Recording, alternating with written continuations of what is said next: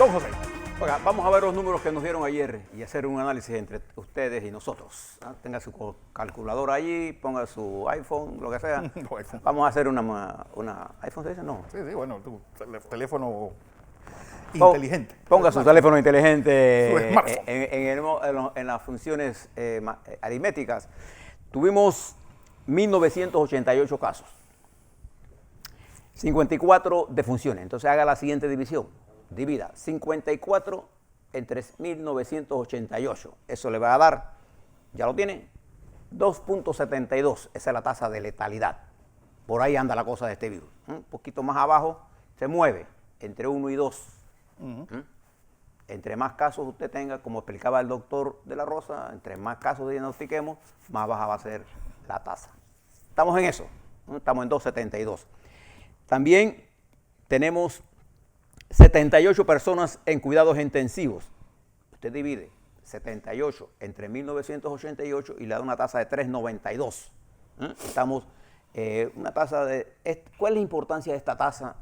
Esta es la tasa que está midiendo la presión que el coronavirus está poniendo sobre una de las variables de atención médica más delicadas y menos disponibles, que son las unidades de cuidados intensivos.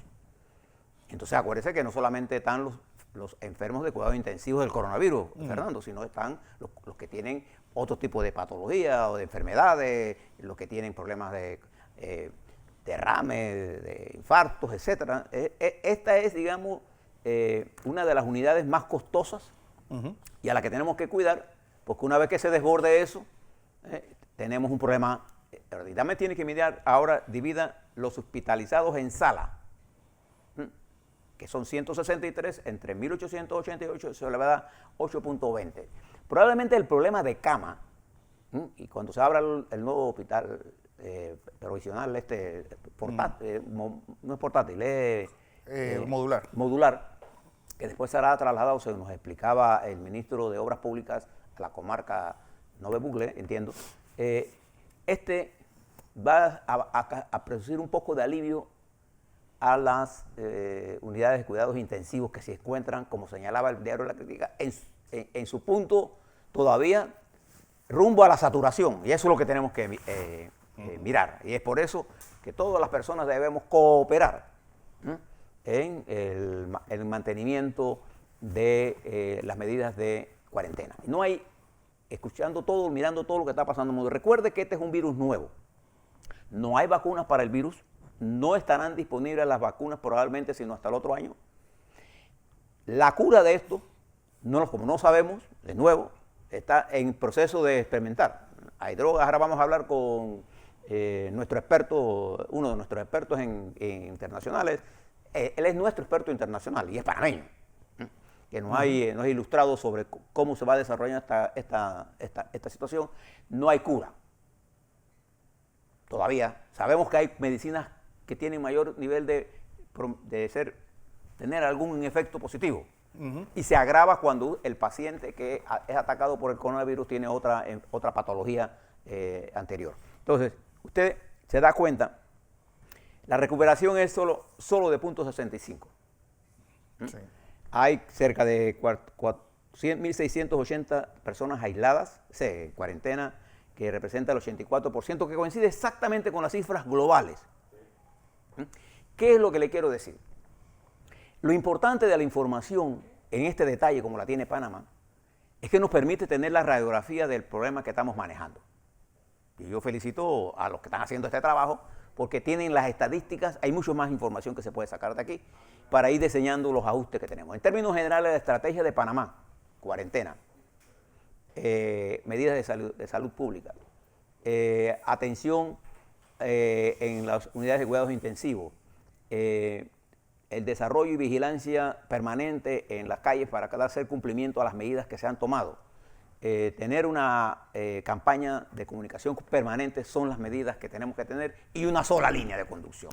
No como en los Estados Unidos, que un día dicen A y después B, después no era ni A ni B, era Z, sí. Y andan... Bueno, lo que pasó con las mascarillas yo creo que refleja claramente lo que ha sido el desastre de la comunicación en esta... Todas las medidas de precaución, Fernando, que usted pueda tomar, mascarilla, toda. Pero tómela con cuidado. La mascarilla no sustituye las medidas de cuarentena.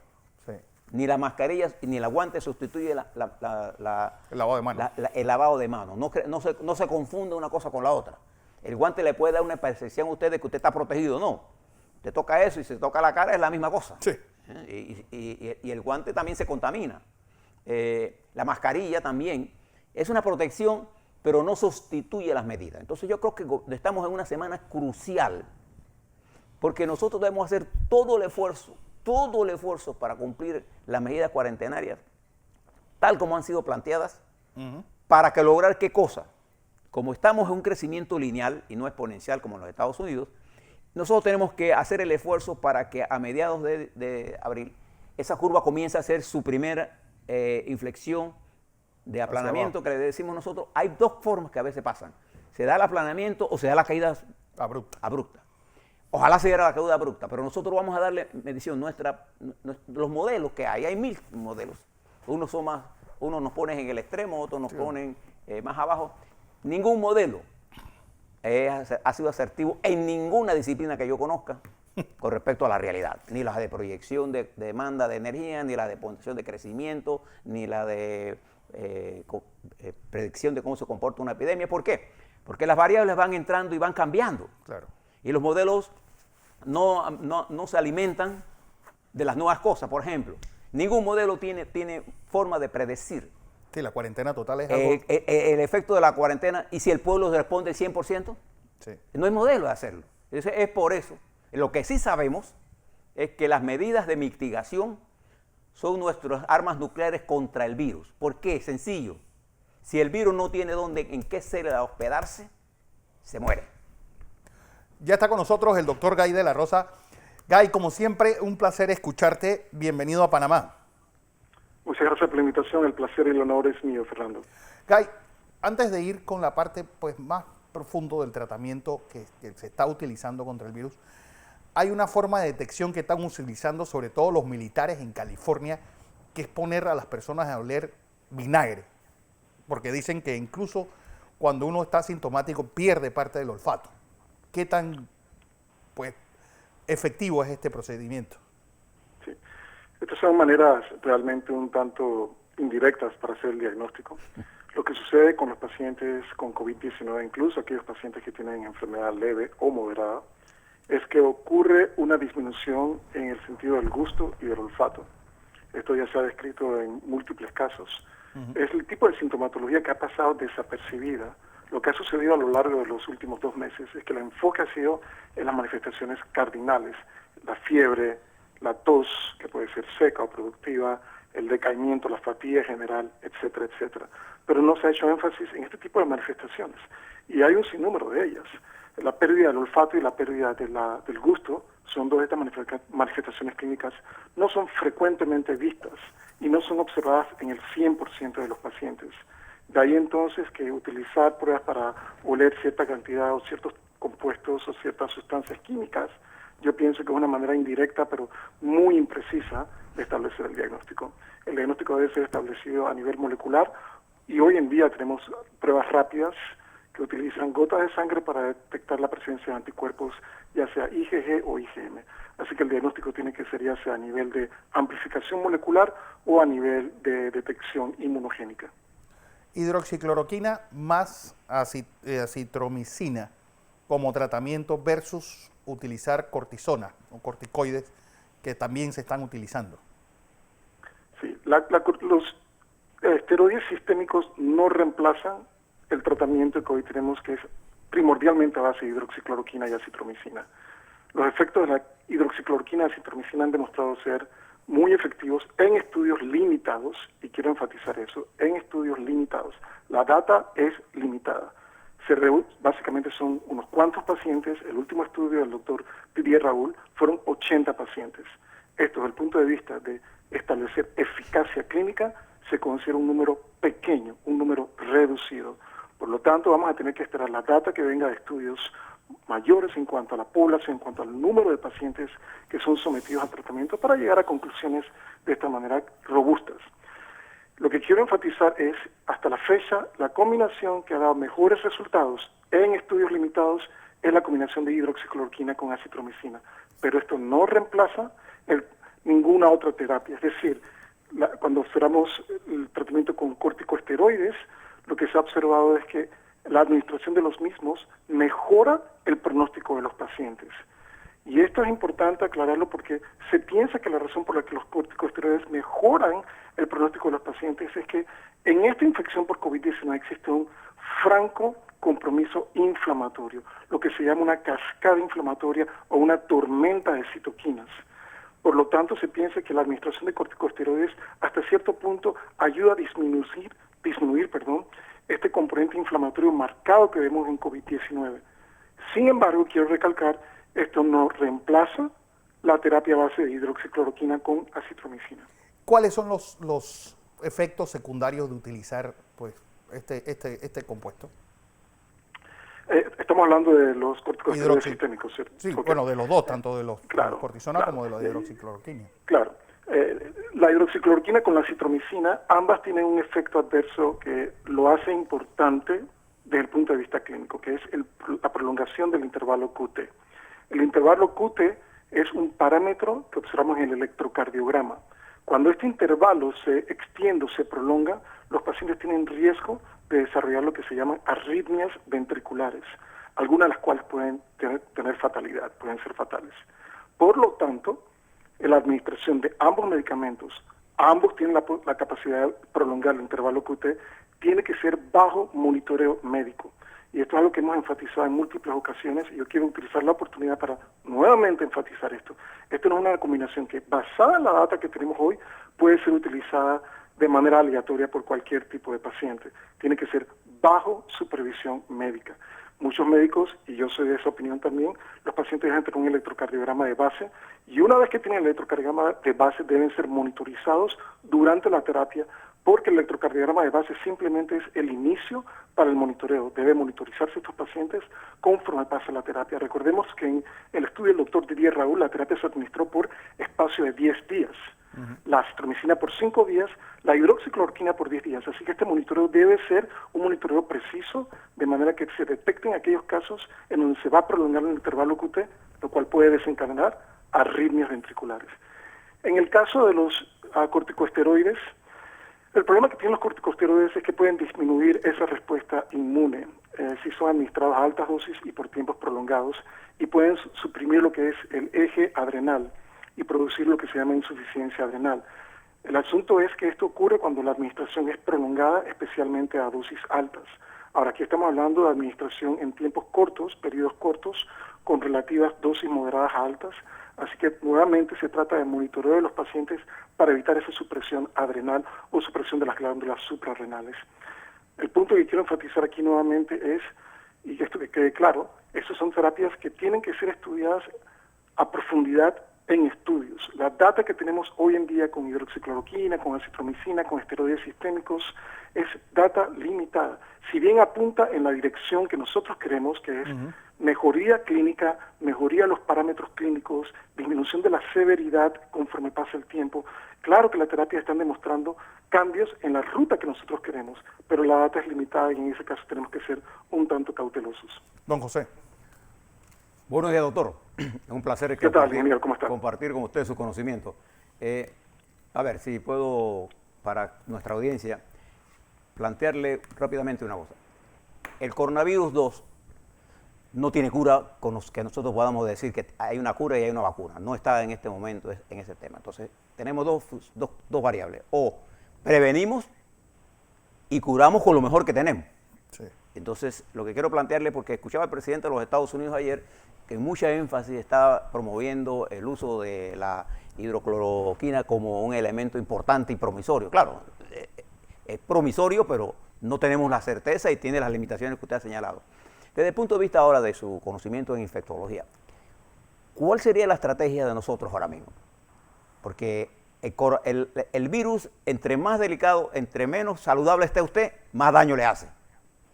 Entonces, entre la prevención y la curación, nosotros lo que tenemos que evitar es enfermarnos. O sea, yo quiero su opinión para nuestro país, de que al no tener vacuna y no tener una cura efectiva, sino que estamos trabajando, los médicos están trabajando en buscar esto, ¿cuál sería el enfoque epidemiológico que le debemos dar a este virus.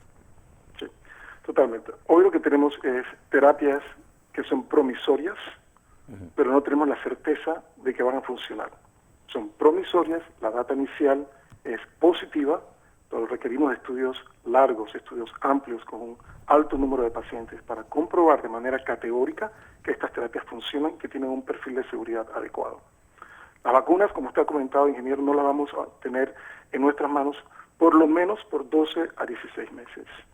Y si bien es cierto, existen una serie de plataformas para la generación de vacunas que son extremadamente promisorias, hasta la fecha no tenemos vacuna y no la vamos a tener por lo menos por los siguientes 12 a 14, 16 meses. Lo cual implica que para control epidemiológico vamos a tener que cambiar nuestra forma de proceder. Lo que es la conducta humana va a tener que cambiar. Esto sonará un poquito agresivo para muchas personas, pero esta es la realidad que vamos a tener que enfrentar.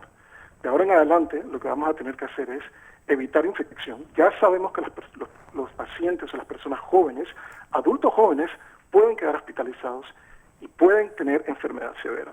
Entonces, esto no es solamente una enfermedad de ancianos, de personas de la tercera edad, con múltiples enfermedades subyacentes o enfermedades de fondo. Claro que ese es el grupo que tiene la mayor morbimortalidad. Sin embargo, si vemos la data de Estados Unidos, la data de España, incluso la data de Italia y creo que incluso la data de Panamá, adultos jóvenes pueden estar infectados y pueden quedar en el hospital. Entonces, esto nos compete a todos realmente. Así que aquí lo que hay que hacer para control epidemiológico es cambio de conducta humana. Número uno, todos los cambios higiénicos, todas las actividades higiénicas que tenemos que hacer. El lavado de las manos frecuentes, no tocarse la cara con las manos sucias, estar siempre presente que cualquier superficie que toquemos pública e incluso en nuestros hogares puede estar contaminada. Así que tenemos que ser bien dogmáticos al respecto. Los días en donde nosotros caminábamos por todas partes, esos días, por lo menos en la fase en que estamos de la epidemia, esos días no pueden ocurrir más. Hoy en día tenemos que evitar aglomeraciones, tenemos que mantener el distanciamiento social, lo cual implica básicamente 2 metros de distancia entre usted y la otra persona, evitar invadir lo que yo hoy en día llamo el espacio aéreo alrededor de otra persona, mantener siempre ese distanciamiento social. Si alguien se enferma, esta persona idealmente tiene que ser colocada en un aislamiento en casa para evitar el contagio de las otras personas. Ya ustedes conocen mi opinión al respecto de las máscaras. Y como hemos comentado anteriormente, el uso de las máscaras no reemplaza todas estas medidas higiénicas que hemos comentado, no reemplaza las medidas de mitigación. Sin embargo, es un aditivo, en mi opinión, importante para disminuir contagio, tanto de las personas susceptibles como también la persona que está enferma, evitar contagiar a otras personas. Entonces, no se coloca la máscara por 2 razones, para disminuir la posibilidad de contagio nuestro y la persona que está enferma para disminuir que esta persona contagie a otras personas. La máscara en realidad lo que hace es, en la persona infectada, atrapa estas partículas de salida, estas partículas respiratorias dentro de la máscara de manera que no puedan ser expandidas fuera del individuo y potencialmente infecten a otra persona o contaminen superficies. Pero nuevamente, esto es un factor aditivo a todas las medidas que hemos comentado anteriormente. Nuestro sistema o la manera en que nosotros procedemos día a día va a tener que cambiar. Y esto lo digo de una manera categórica por la siguiente razón. En el momento en que nosotros empezamos a ganar la batalla al virus, es decir, cuando empecemos a observar ese aplanamiento de la curva y ojalá empecemos a observar esa caída paulatina de la curva, en ese momento si nosotros eliminamos todas las restricciones y empezamos a actuar de la manera como hemos actuado históricamente, lo que vamos a hacer es un comportamiento bimodal, es decir, el pico ocurrió, empieza la caída y obviamente vamos a observar otro pico de transmisión. Y realmente esto no es mi opinión, realmente esto lo podemos constatar con lo que está sucediendo hoy en día en Japón. El primer ministro Abe Shinzo va probablemente a establecer un estado de emergencia en Japón por el número de casos que han visto incrementados tanto en Tokio como en otras ciudades importantes. Creo que la observación se hizo el domingo, este domingo que acaba de pasar, y acaban de observar un incremento, están preocupados porque obviamente el punto aquí es que ocurre un rebrote, un pico nuevamente, lo que yo más llamo una distribución bimodal en cuanto a las infecciones, lo cual sería realmente nefasto, porque lo que estamos haciendo es nuevamente prolongar el ciclo de infecciones a meses posteriores. Entonces el mensaje es claro, las actividades que nosotros realizamos, la manera como nosotros procedemos socialmente, tiene que cambiar si queremos ser eficaces y si queremos ser victoriosos en la vacuna, perdón, en la victoria contra el virus. La vacuna será un elemento crítico para poder definir y ganar esta batalla, pero no las vamos a tener. Y los medicamentos que hemos platicado anteriormente tienen efecto en estudios limitados. Requerimos estudios que sean mucho mayores en cuanto al número de pacientes tratados para poder llegar a conclusiones precisas y a conclusiones sólidas.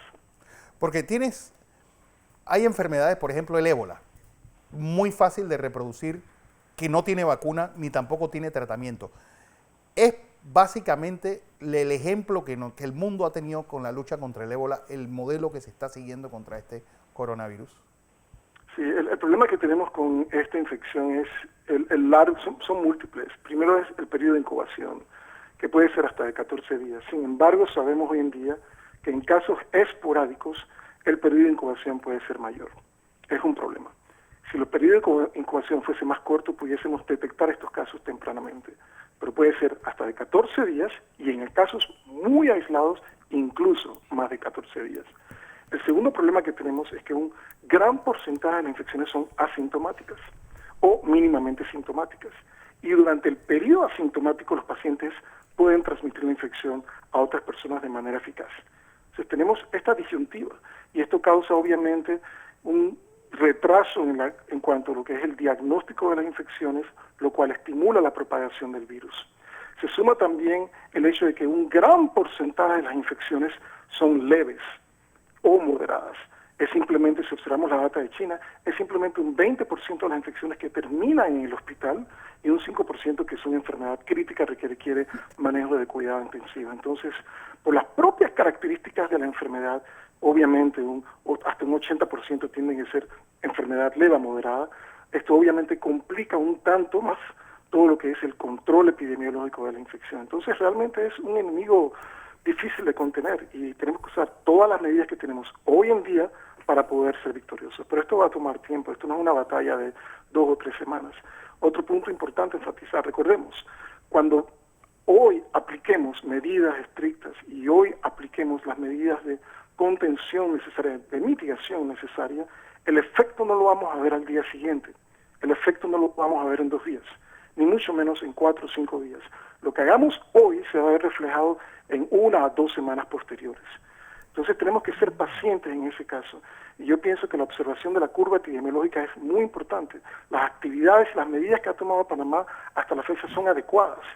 Ahora se trata básicamente de que la población ponga su punto aquí y todo el mundo coopere. En la medida en que todos cooperemos, con todas las medidas que han sido establecidas, en esa misma medida vamos a empezar a observar éxito, pero el éxito no va a ser inmediato. Miren el ejemplo de España, casualmente. Sí. Ahora, después de semanas de crisis, empiezan a observar una caída paulatina en el número de muertes, igualmente en Italia.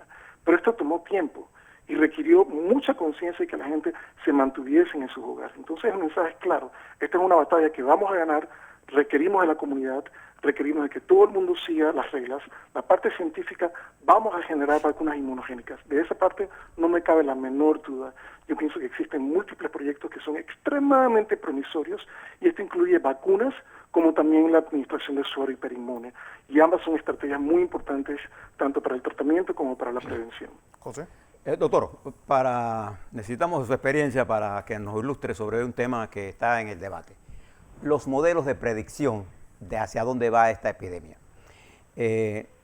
¿Cuál es su opinión sobre esto? Porque todo modelo de proyección, y particularmente en este tipo de casos biológicos de epidemia, donde hay tantas variables que ocurren simultáneamente, nosotros tenemos que ir más a los hechos y al seguimiento día a día y al ser cuidadosos en las proyecciones, porque tenemos dos rangos, proyecciones que dicen que va a ser esto un apocalipsis y otros que dicen que va a ser rápidamente resuelto. Yo me voy más por lo que usted ha planteado. Hay que seguir los hechos y seguir día a día lo que estaba ocurriendo y va a depender de todas estas variables que ningún modelo tiene la capacidad de corregir en forma instantánea ni hacer los ajustes correspondientes. ¿Usted qué piensa de todo esto? Claro, exacto. Los modelos son tan buenos como la información que sea incluida dentro del modelo. Entonces, una vez que se establecen los modelos, se utilizan ciertas pautas. Y si estas pautas no están acorde con lo que está ocurriendo en el momento, el modelo va a generar información que no va a ser apropiada o que no va a ser precisa. Le puedo dar dos ejemplos. El primer modelo es un modelo que se ha conversado y se ha platicado en los círculos científicos ampliamente, que es el modelo de Neil Ferguson del Imperial College of London. Y ellos observaron, basado en sus datos, que la epidemia, en este caso la pandemia, se va a extender hasta el 2021. Y ellos tomaron en consideración intervención farmacológica como también la ausencia de intervención farmacológica, es decir, todas las medidas de mitigación de las que hemos hablado. Es un extremo.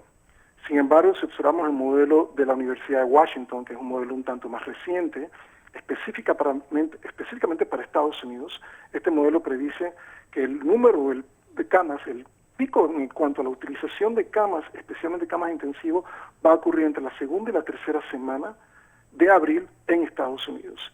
Y que posterior a eso lo que vamos a ver es una disminución en el uso de camas, como también una disminución en el número de casos que son diagnosticados.